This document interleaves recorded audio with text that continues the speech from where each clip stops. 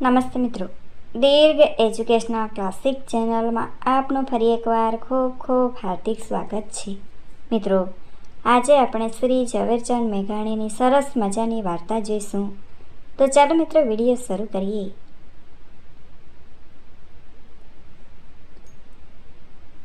જેસો વજીર.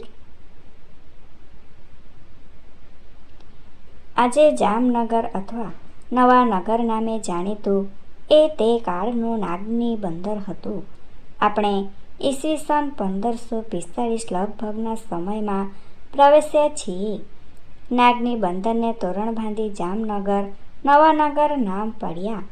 15-20 વર્ષ વીતી ગયા હશે.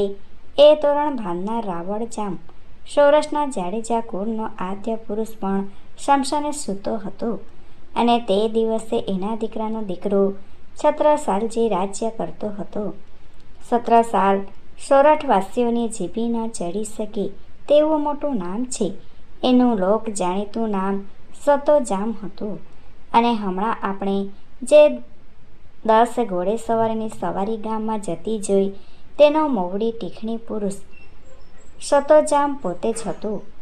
નાગમતીના નદી ઘાટ પર પાછળ નાખેલ થાનેલ બાર ધરાવતી નારીનું ટીખણ કરનાર જુવાન રાજા સતાજામની અદબ સાચવનાર સાથી ઘોડેસવાર જેસા વજીર હતા.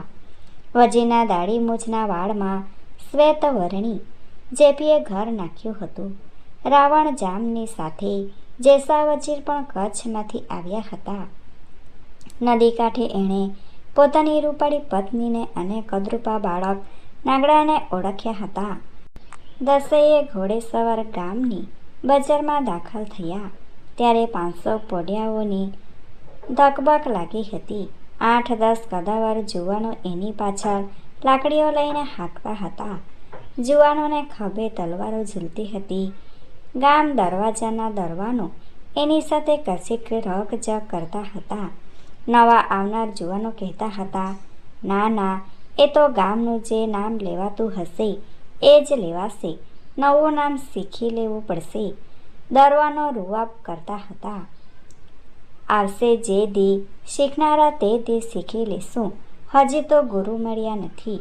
સી તકરાર મચી છે? સત્તાજામે દરવાનને પૂછ્યું, આ પરગામના આવે તુઓ બાપુ, આ ગામને હજુ નાગની ફૂટ્યા કરે છે. અમે એને સમજાવીએ છીએ કે આ ગામનું નામ જામનગર છે તો એ માનતા નથી. કેમ ભાઈ? સતોજામ પરદેશીઓ તરફ વળ્યા.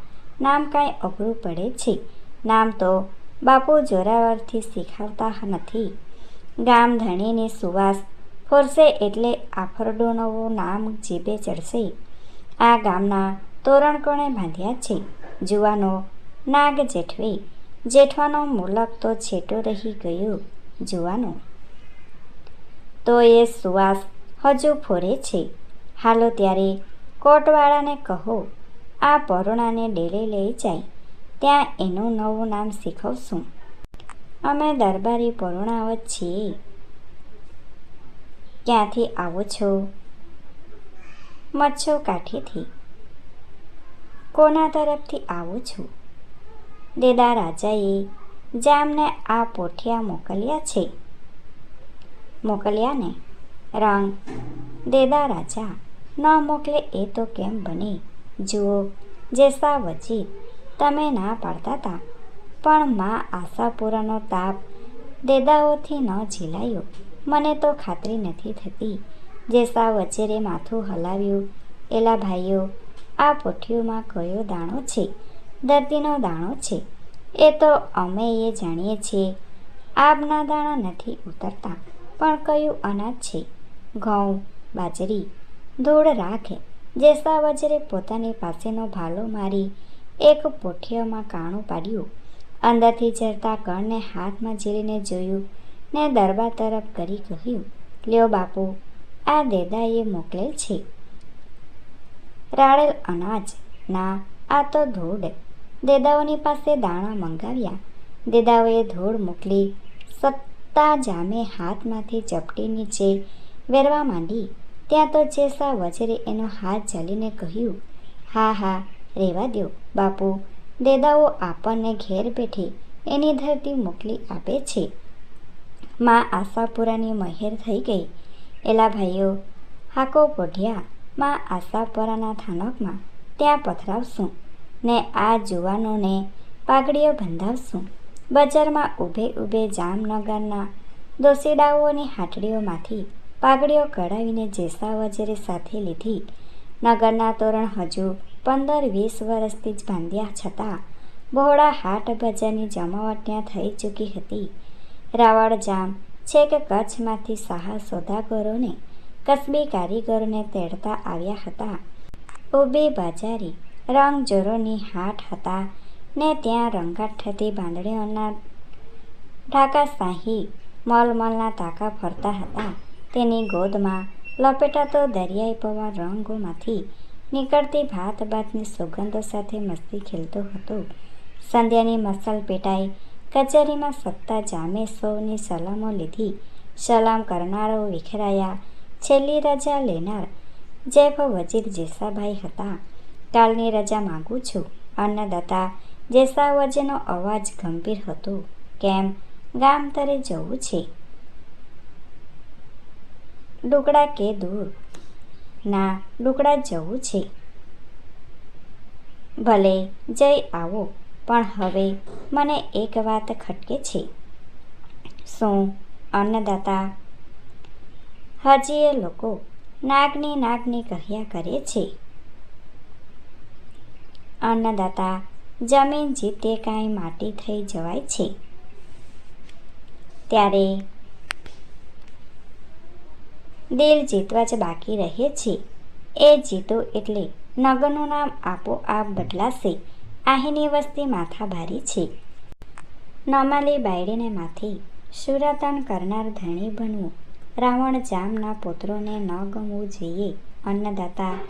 ને આપણા હાથે હજી લોહીના ઢાક છે. છતાં જામનો ચહેરો ચીડિયો બન્યો.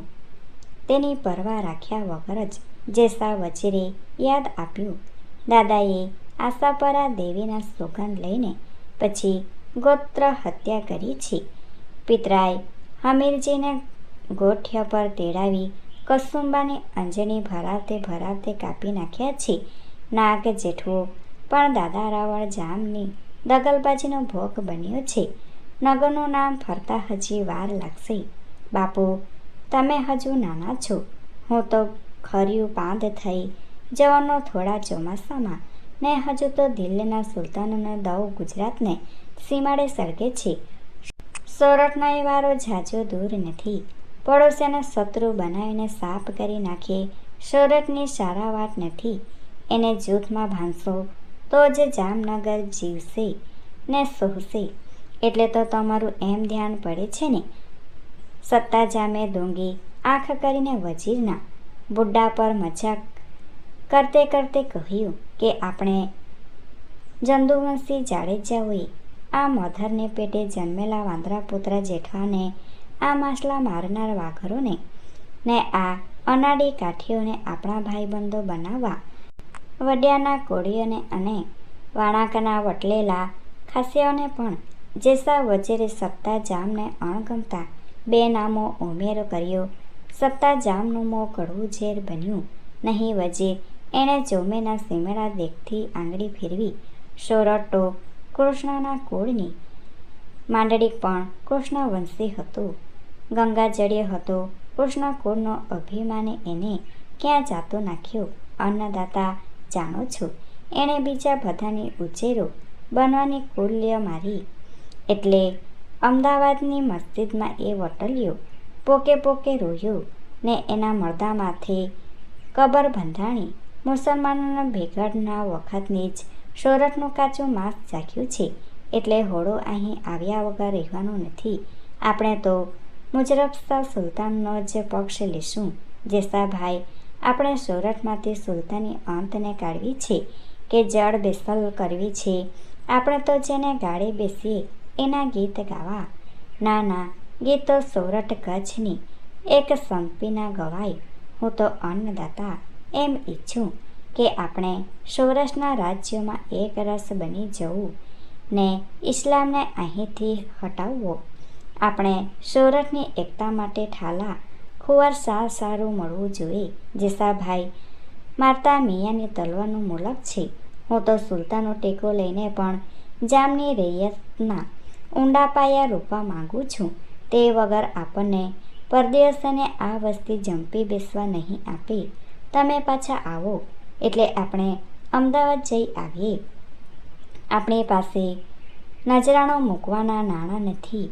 અન્નદાતા, તમે એ ભલા આદમી છો. જેસાભાઈ, હું સુલતાને ઘેર નાણાં સોંપવા નહીં પણ નાણાંનું ઝાડવું ખેંખેરા જવાનું કહું છું. સી રીતે એ અત્યારે નહીં કહું.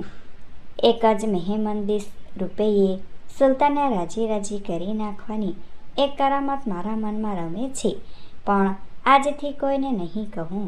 તમે મારી અક્કલ ઉપર આફરીન બની જશો. જેસાભાઈ, જોઈ રાખજો. મને તો અન્નદાતા સોરઠની એક સંપી કરવા સિવાય કોઈ બીજી કરામતમાં અક્કલ વટાવી નાખવાનું ગમતું નથી. તમારો જમાનો જૂનો થયો ખરો ને, બીજું કાંઈ નહીં. પણ આપણે કચ્છને ચૂથી નાખ્યું છે, હવે કાઠિયાવાડને ન ચૂથીએ. પછી જો જેવી ધણીની મરજી. એટલું કહીને જેસો વજીર ઉઠ્યા. સત્તો જામ એને વળાવા ઉઠ્યા. બારણા સુધી ગયા ને પછી હસ્યા. જેસાભાઈ, મને તો હજી એ સાંજનું નદી કાંઠાનું રોનક યાદ આવે છે. એ જોરારનો તે કોણ? અન્નદાતા જેસાભાઈએ અરજ કરી. હવે કોઈ વાતે માફ રાખવું છે કે નહીં? મારા પડ્યા માથે તો એટલી મહેર કરો. શું છે પણ તમારે ને એને કાંઈ તો બીજું શું? મારું પેટ છે તમારું. જેસાભાઈ, તમારો છોકરો. હે જામ સંતાના પાશરા હાસ્યની ફાટ થયા. તમારો. હે જેસાભાઈ, તમારો. આખરે તો અમે તમારા ગોલાને તમે અન્નદાતા. અરે એમ તે કાંઈ હોય. જેસાભાઈ, તમને ફરી પરણાવીએ વાતથી કરો છો.